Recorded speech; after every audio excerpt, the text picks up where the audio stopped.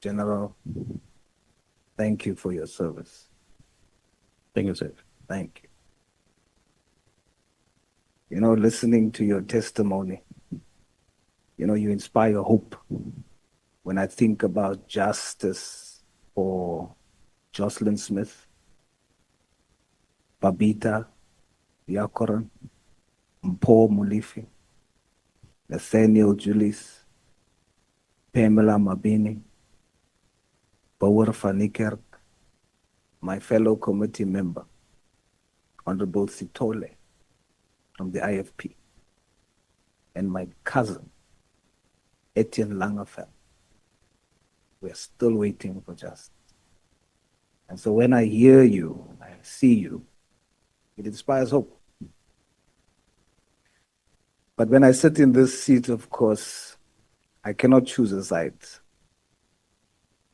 I must be fair.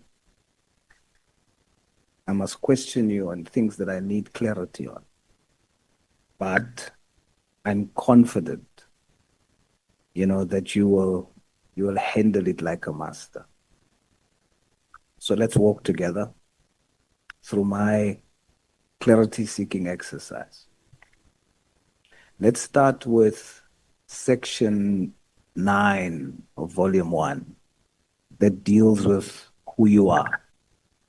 I'm very interested to know, General, are you related to the anti-apartheid hero, Mkhwanazi, riot, Mkhwanazi? No, I'm not related. I was going to say, so that means the fighting for justice is in your blood. He is Mkhwanazi. It might be the blood, indeed, but I don't know him. Yesterday, in your testimony, you said the following, open quote, sometimes we do not divulge more on what we are doing as a strategy, close quote. What about that strategy can you share with us here today? We apply different strategies very different with different cases, honorable member. If we are asking me about what we are busy with in how we are dealing with the challenges that brings us here together in as far as the involvement of the Minister, General Spear, the Matlalas, the Brand Mokozis, and everything that we're talking about, it's in different folds. On one side, we have the investigation, we have intelligence, and we have a prosecution part of the strategy. Then we have a communication plan that we are putting, that we have, that is unfolding.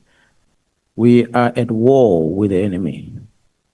At times, Sun Tzu will say to you, do not make the enemy to know what you're busy with.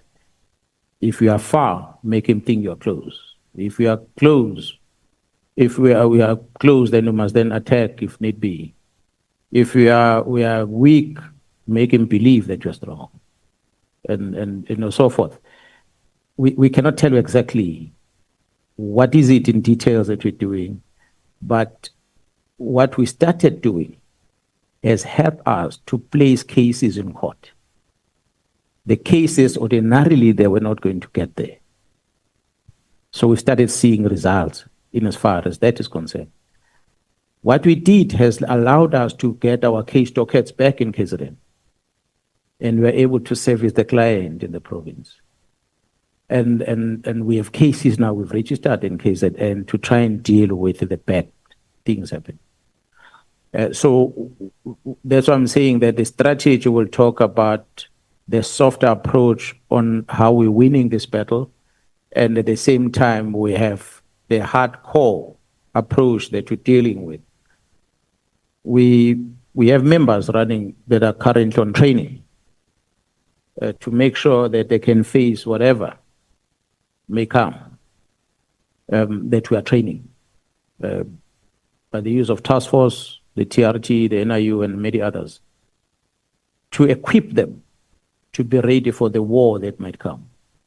As and when it comes, we are ready as the police to deal with it. We have employed a different strategy to make sure that investigations are not disturbed by mixing the team that is investigating with highly trained members, honorable members. For instance, the special task force in the police, the special forces in the military were never part of our operations, but they are part of this one. It is the level of risk that we have. So once we invite the special task force to an operation of this nature, we better explain to them the threat and let them understand it. And once they understand it, then they help us develop a plan of how we're going to counter it. So as we are executing our strategy, we start seeing results in some instances of the strategy that we're busy with. We cannot necessarily present it for one to know exactly, because the enemy is within. We said on the 5th of March in Parliament that the people who are investigating are in that portfolio committee on the 5th of March. I said it on the record. You can listen to it. That's why we can't talk much about it, because we know that they are within. And they will take whatever plans you have and they're going to go and counter that. But the honest reality that we know is that we are dealing with dangerous people. We are dealing with people that have got influence in the public. They've got influence in the media space. They can do different things to make you be discouraged. We needed to mitigate against this malicious arrest happening. We needed to mitigate against further arrest, which was a strategy they were employing to neutralize everything, is that send them to court. Then we said, okay, well, let's go directly to this one. As we speak, honorable members, and we can tell you that, I can tell you that the National Commissioner was in the doorstep of prison himself.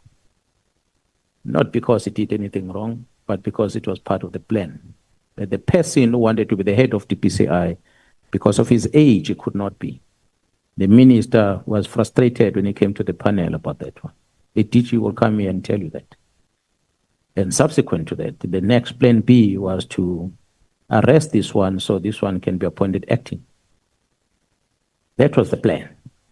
So I couldn't sit back and allow that to happen. And seeing what is actually happening, that we're going to have a government that has been put into position by criminals through criminal means. And although they start to have been controlling their own political party, but the talks amongst them was that the words of a senior police officer says, DPCI is gold. If you get to DPCI, you've got gold. Here we are, some of us saying we're not interested to apply for that post because it's not giving me any financial benefit, because I'm already in the same level as DPCI. But the other one says, no, you see something that I don't see. I see gold for being a DPCI head. Simple because we have, as we investigate what we called inquiries. If we suspect that the honorable member might be involved with something, we register an inquiry. There's no case open. We register an inquiry in order to try and establish what is it that we could be part of. And that inquiry allows us to make 205 applications and get records of this, record of that, record until we get the facts, then we register a case. We arrest you. It's provided for. So once you are then given the responsibility of the highest level of the investigation team in the country, where you can decide who to initiate this inquiry against, the likelihood is that when you keep scraping, you're going to find something. No matter how minute that what you get, but you're going to find something. So find them something and then you use it.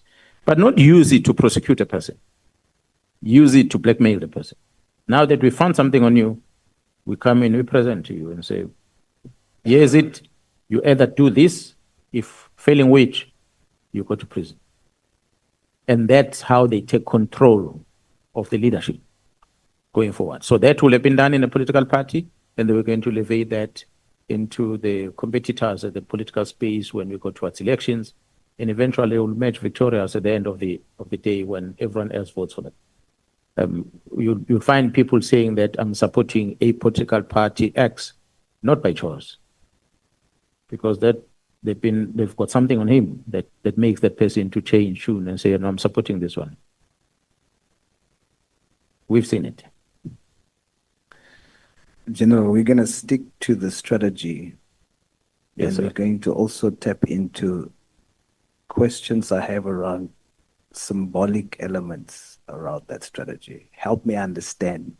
Yeah. You also say in your testimony yesterday, speaking on why you were dressed in camouflage, you said, open quote, it is directed specifically to those that are standing in the way of us enforcing the law, which unfortunately they are in a position of authority to stop us, close quote. Take your time, General, and tell us who are they and what are their positions of authority? I will reflect on those that I suspect, we suspect in terms of criminal investigation that you're busy with. The Minister of Police, Minister Mkhwanazi, is a position of authority. That's why I write letters of this nature.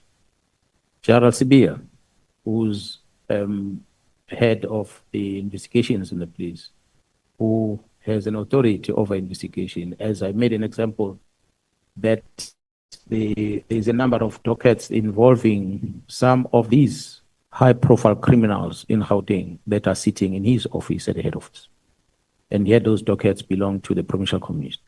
But he called for them to go to Pretoria as part of how they work, how they operate.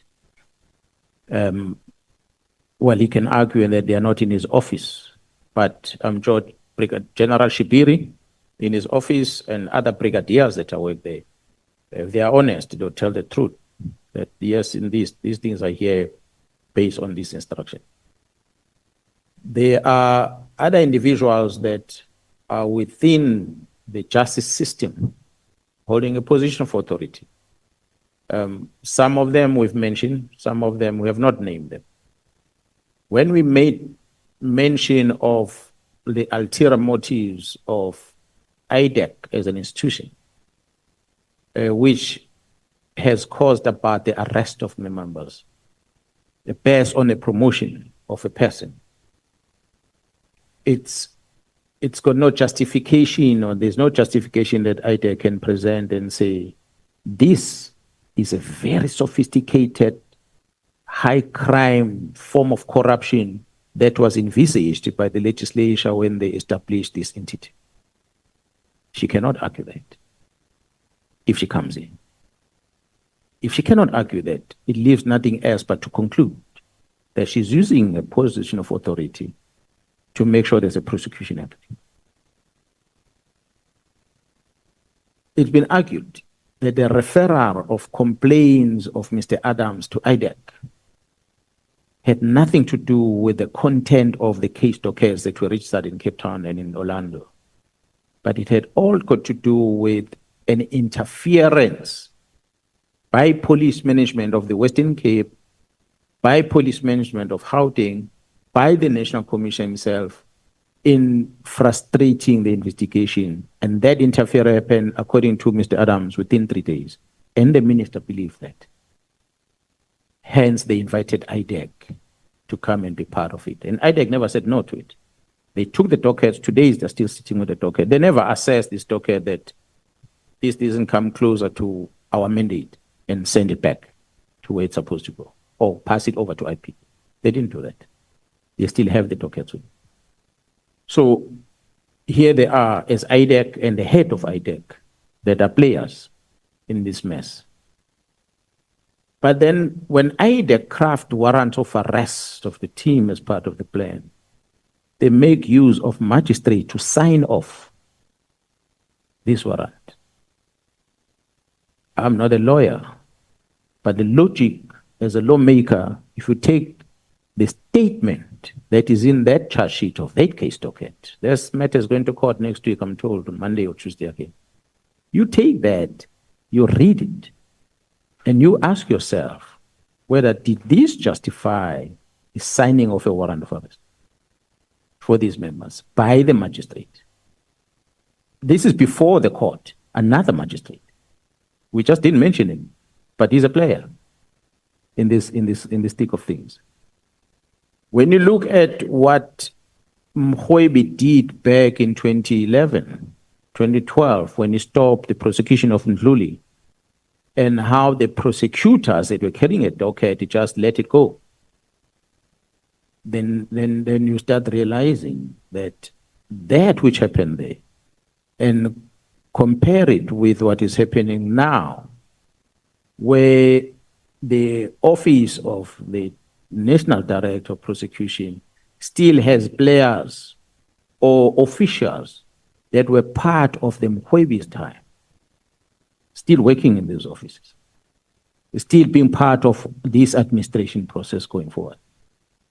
It's a position of authority that makes you realize that we have a problem that we have to deal with. So investigate, finalize your investigation, but you won't get any warrant of arrest. So therefore, that case will never see the court. From the police, you are disarmed. Your work ends there. You can't go beyond. So what do you do then to make sure that you end up in court and you end up in correctional service? You now have to remove these obstacles in the middle. That is what we are confronted. So when we make this statement and we're making this reference, these are just but some of the individuals that we can point out that I'm sitting before you in Parliament, and all these people are government employees that I'm talking about.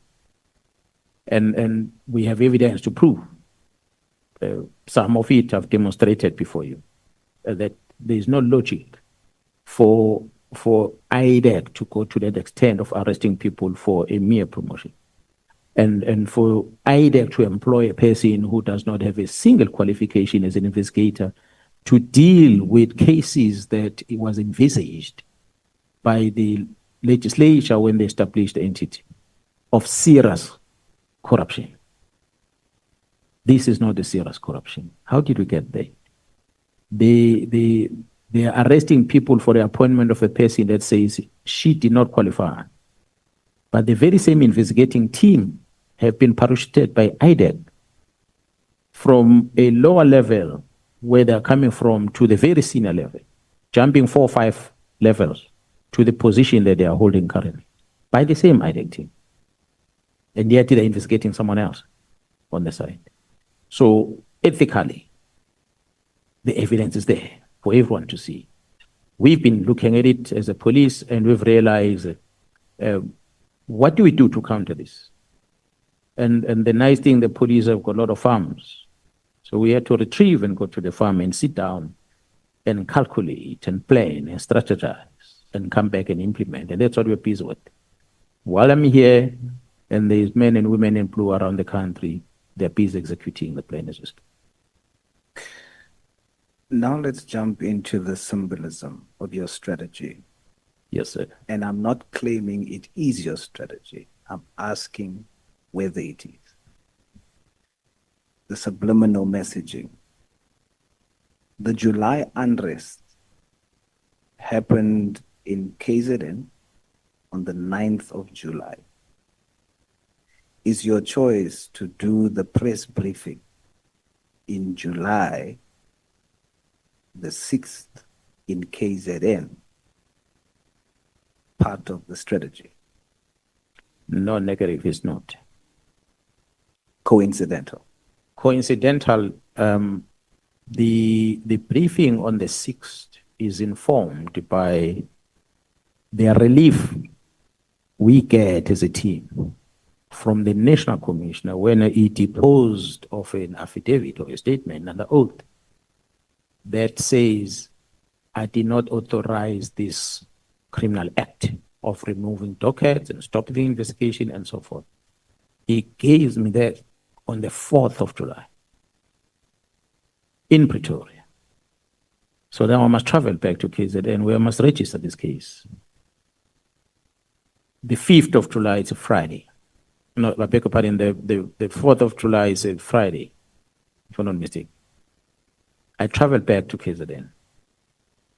The Saturday is the 5th of July. Now, majority of the honorable members love to come to Durban in July. The government of KZN wouldn't want any disturbance of their tourists when they are in the province in July.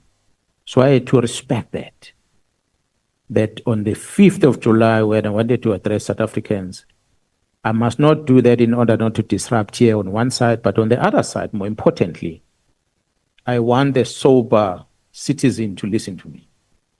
So when I talk to them on the Saturday, they are drunk, most of them, because of what's happening in Durban. So let me not get there on Saturday.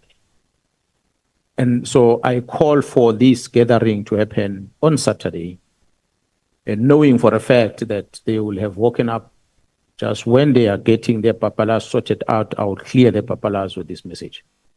And indeed, it reached out and made them sober. It definitely did.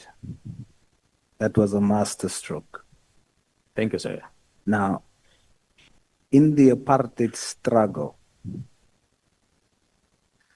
what did the letters MK stand for?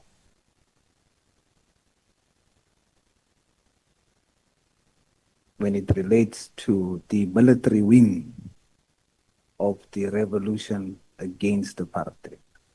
I think it's similar to the one of the political parties that are here in the House of Parliament. It represents the same thing. What is that? The military wing of a political party. What does MK refer to? Mkhonto wesizwe. We are still dealing with subliminal messaging. You must help me. Is it true that you used your initials in your witness statement to us for easy reference? NSM, Nhlanhla Mkhwanazi. Is it true? That is correct, although I did not choose those initials. It's the evidence leaders that decided on those initials. It was not much similar with Nhlanhla. I did not choose the initials used. Very interesting, because I wanted to understand. You must now tell me who. For easy reference, in the Nhlanhla Commission, instead of your initials NSM, it is MK. So I wanted to understand, was it you? You now say it was someone else. Do you know why? Well, I did not ask them. The evidence leader there is the senior counsel, Molapi, that can be able to assist in explaining how they came about that. Same as this one. Senior counsel is right here in front of us. They can be able to explain how it came about. The coincident, honorable chair members, maybe that I can tell you. Yes, I was born in, some of you know Maritzburg, the township. There's a rural area next to Maritzburg called Pampumuza. That's where I was born. And I grew up in Ashdown Township, as well as in Pendle, a rural area. Ashdown Township, when the fight between IP and ANC was strong, UDF, it happened in the township. During the day, you pass each other greeting. When the sun goes down, you become enemies. You can't be on the street, you get killed. So the violence was that rough at the time. So when my parents felt that the violence is this rough, they'll ship me to the rural areas in Pendle so that I'm protected from this. And when it's a bit quiet, they'll bring me back. So I ended up changing a lot of schools as I grew up because of that. They're moving up and down. So I was not necessarily drawn into the politics of things, although there were friends that I lost that I knew at the time, but I was always protected and removed from that. So I never got to be exposed much into what was happening in terms of the violence. Yes, I knew about the MK. We study history at school and we learn about things and we see things. And then I happened to join the service, joining the dawn of democracy. When I joined, I went to the college on the 22nd of June, 1993. When I finished training, I was deployed in Potchefstroom. I started in December. We arrived there in December, middle of the night in Potchefstroom, and I started working there. Potchefstroom was dominated by, in the main, IFP, which honorable member spoke about earlier in relation to the homelands that were there in the past. So it was Zulu police had armed IFP members with a lot of guns, be it a Nduna is given a gun, be it a protector of the Nduna, he has a gun, and many others. Honorable Mngango might maybe share more details about some of it. But there were too many firearms that the IFP, that the IFP members were in position of. So here I am arriving here and I'm given a task to ensure that there is public order, there is safety. So we arrived and I work for the unit internal stability. And when I get into this unit, I'm confronted, as I experienced when I arrived in Pretoria, in the same room we sleep with the Tsonga speakers, the Pedi speakers. I had no clue about how even to greet in those languages. So I had to adjust there. You get people that end up giving nicknames because it's difficult for them to pronounce your name. Same thing happened in Potchefstroom when I arrived there. One of my commanders, a white guy, could not pronounce Mkhwanazi. Even today, majority of the members in this house, if I ask them to pronounce Mkhwanazi, they will put an A after M. They will say Mkhwanazi, and there's no A, it's Mkhwanazi, MKH. So because of the struggle of pronunciation, he chose the shortcut. He just called me MK. And I'm brand new at the unit. It is December 1993. This unit wear camouflage. And in few months down the line, in April, the African National Congress win elections. And here comes this young man dressed in camouflage and is confronted with a situation on the ground where the IFP, majority of them, are in the half of the village of the ANC people. This group of about 20 boys of ANC, unarmed, that are confronted by this group of IFP with guns. And one had to act. Unfortunately, my action angered my commanders because my action was against the IFP leadership that were already in the territory of the ANC people without taking political sides. So they got to know me. They got to know that person caused this problem and it caused one of the IFP person to be injured at the time through my action. And then fast forward a few months later, I happened to be in another gathering where a similar fight is happening, area of Tsilima, Mvuchini, in those areas. And when we are there, and I'm sitting in this police car in Nyala, I'm not getting out because the place is crowded. I decided to sit inside. I opened the hatch on top and I was standing there. The doors are closed. One of the members asked me to open the door because he wanted to get inside the car. He made a mistake. He's a white guy again. He calls me with a nickname in the center of the IFP, armed people. So he called me by nickname, a nickname that when it's pronounced in such a setting, the people on the ground don't believe that it is initials of your surname. They believe that you are a member of a political party. He said, MK, please open the door for me. Everyone else turned around to look at this MK, and they saw me. And others identified me as a person who has caused trouble a couple of months back. They all came in numbers to that car. I will not explain how I responded to it, but I responded to stay alive. But from that day, I was banned from working in the IFP area in Potchefstroom by my command.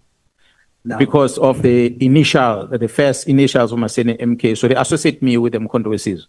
It branded me bad. Now, that could have been a repeat in terms of perception by looking at the files.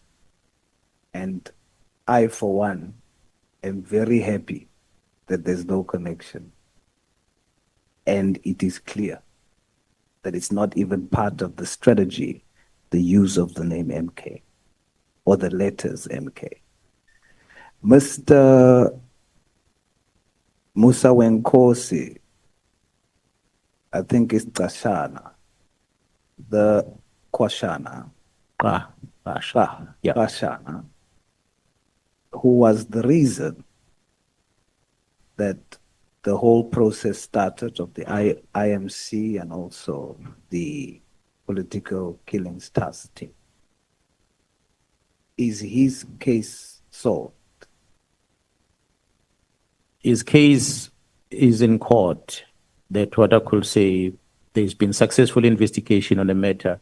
As being under correction, I'm not sure if it's been finalized, but I will just get a confirmation on that. But they were arrested and the matter did go to court.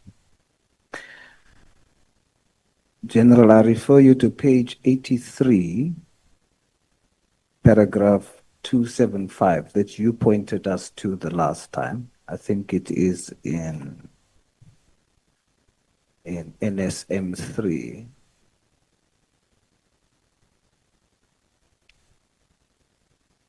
You have a diagram there.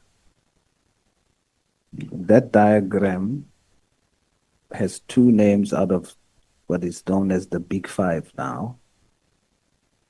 It has the name of the Chief of Staff, it has the name of the Minister, it has the name of Mr. Brown Mokgotsi, it has the name of Lieutenant General Sibiya, and then it has the name of General Kele, whom the diagram is linking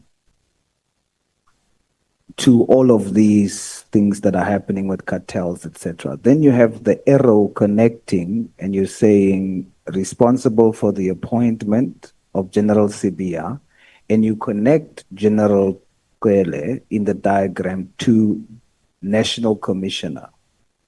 But the name of the connected National Commissioner is not mentioned. What is the reason for that? Is there a name, or what is the purpose for? The entire diagram has names. Of course, we know why the Big Five's names are not there, but the National Commissioner, why is then? What's the reason for there not being a name? Well, I think there's no deliberate thing. It might have been just a title that we put. The names that we put in specifically are names of the people that we suspect of the wrongdoing in terms of the crime. You will notice between Lieutenant General Sibiya and the reds on the left, we have SAPS runners, DPCI, detectives, Vispol, crime intelligence, forensic service.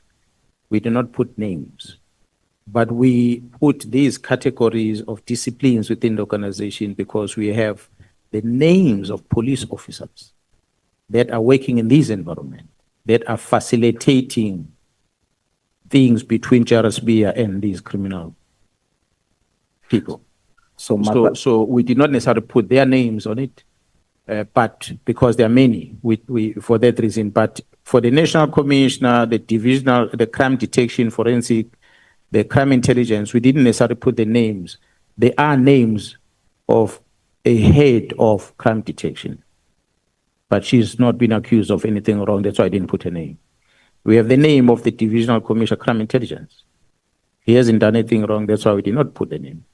So even the linkage between General Cele and the National Commissioner, what we are putting there in that arrow is an explanation. If you notice, there's a dotted line that says SSA. Yeah. Because we are told that SSA provided or enabled General Sibiya to be cleared by providing reports that clears the question marks that were asked by the city of Johannesburg. And as a result, then General Sibiya was cleared. That's why we have the dotted lines with the SSA to confirm whether has that been signed off by the DG at SSA, or is someone within SSA who had no authority to sign that letter to clear General Sibiya and respond to both the city of Johannesburg as well as the National Commission. But when we are having the names on top is because they are wrong that we see. Gerald Cele, for instance, when you see the link between Gerald Cele and Vusmutket Matlala, it's because there's some racketeering that is happening.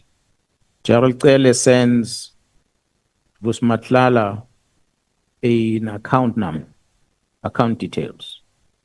Vusmatlala deposit money into a private account, not Cele's account, someone else's account. He puts money into that account and he sends a proof to Cele. Cele acknowledge the receipt of that. And then there's other further communication. That's why I'm saying the communication between them is not about the arrest date. It's a communication we see dating back to 2024. There's criminality there that you need to investigate. Who was this money for?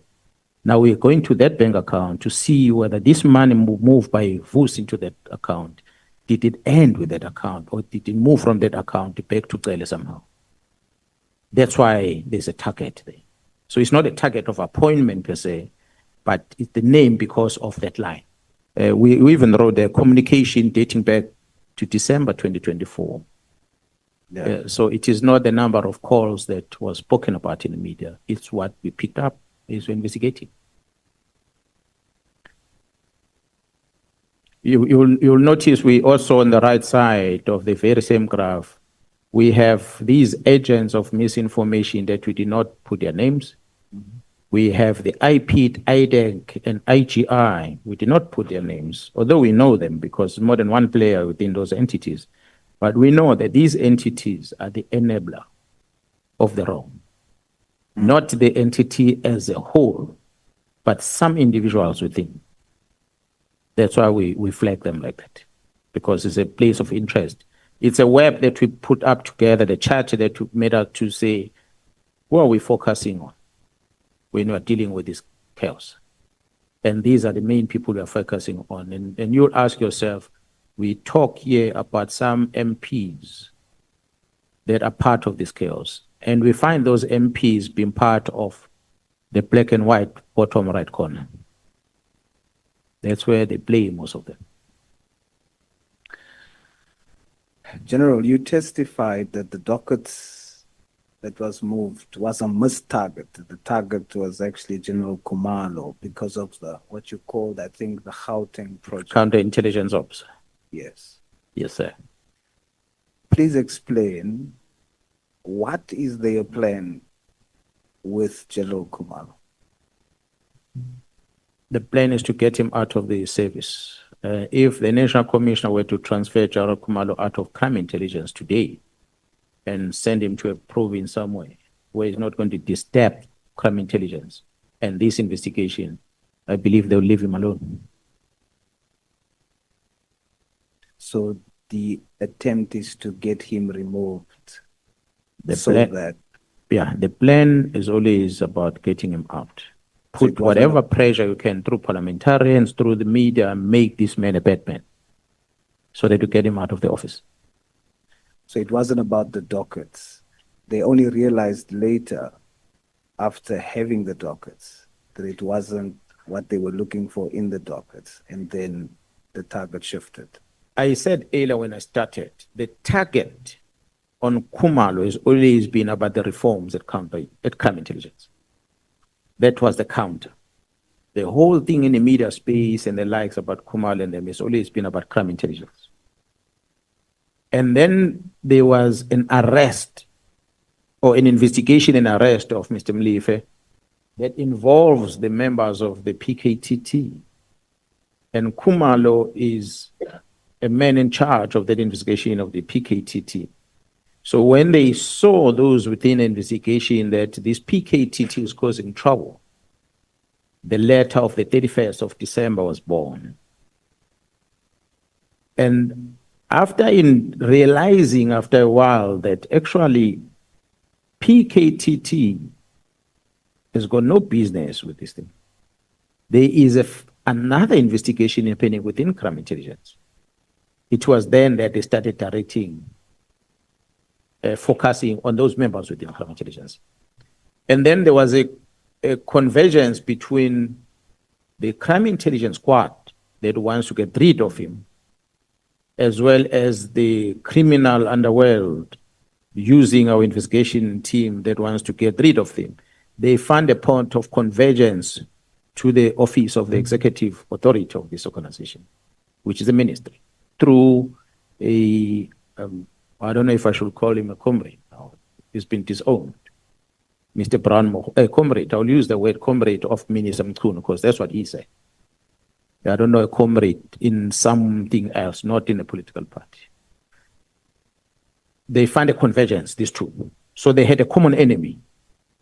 Because this vehicle here is well all machined, the one is crime intelligence.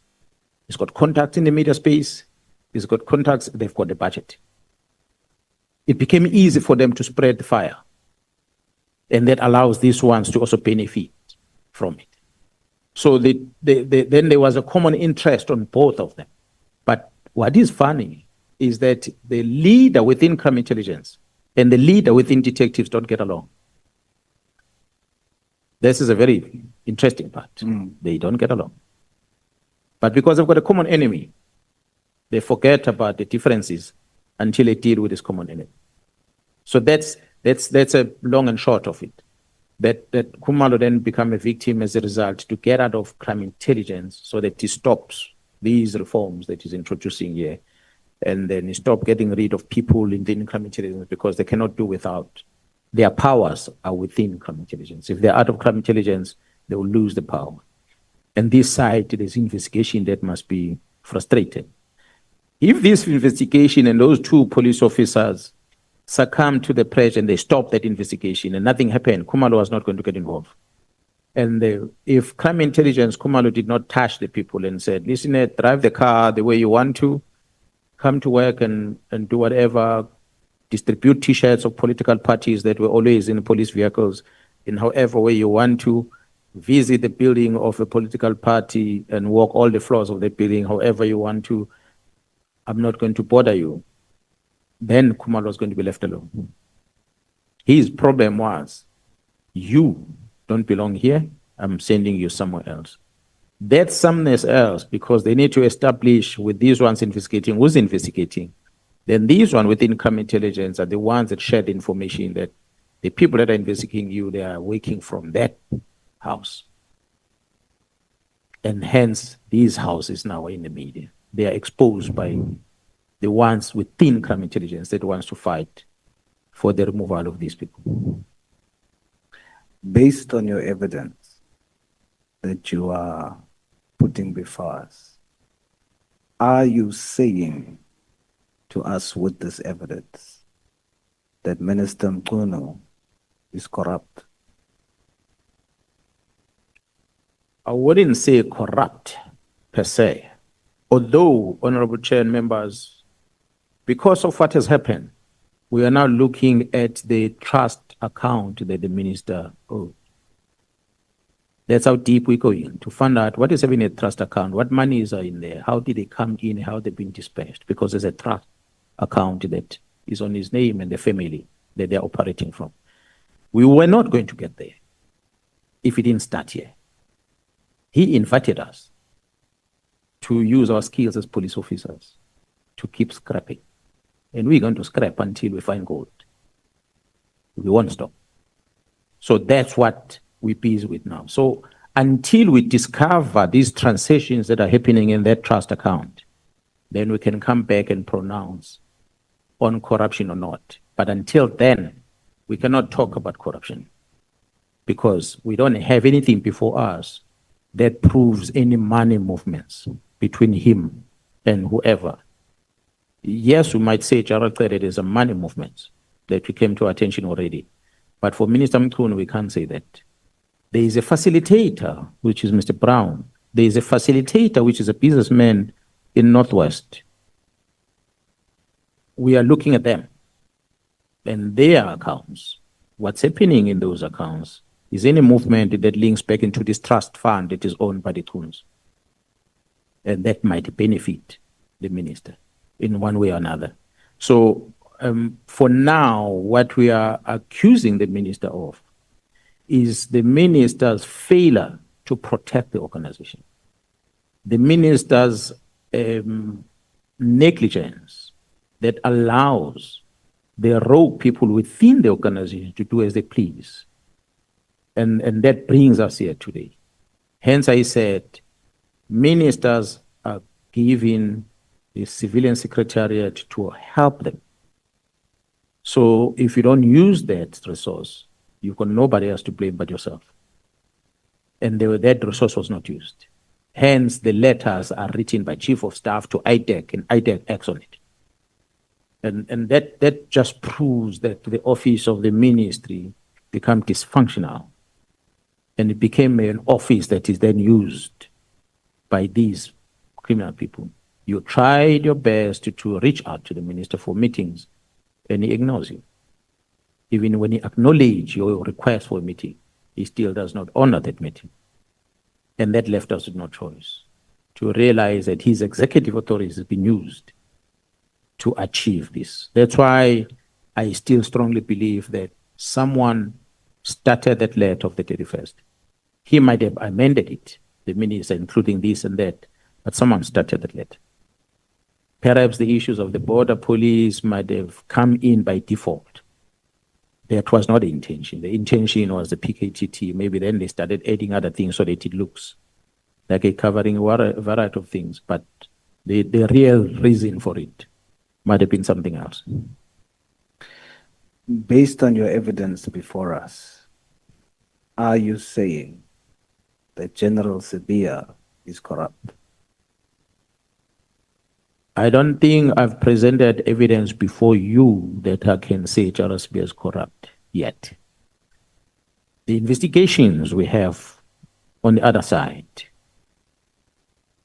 will prove that there is benefits to General Sibia of illegal means that came to him, directly or indirectly.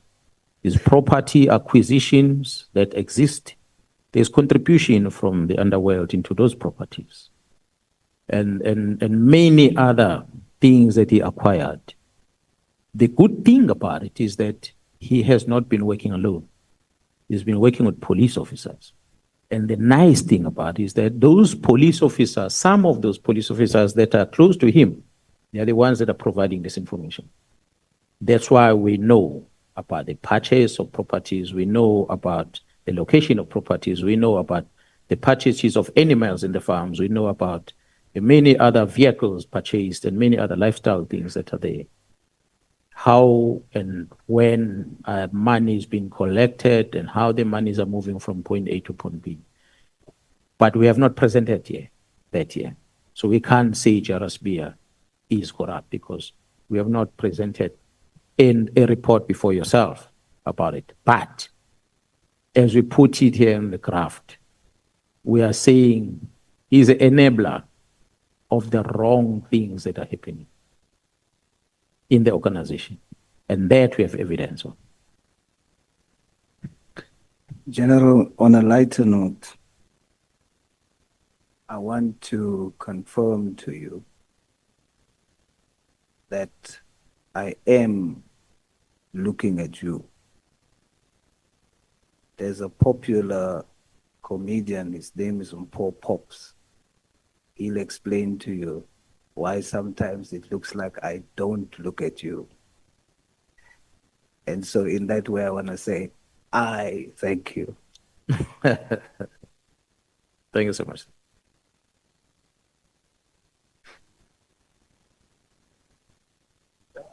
Thank you, Chair. I am done. Honorable Sauls, are you done, honorable member? I am, Chair. Thank you so much.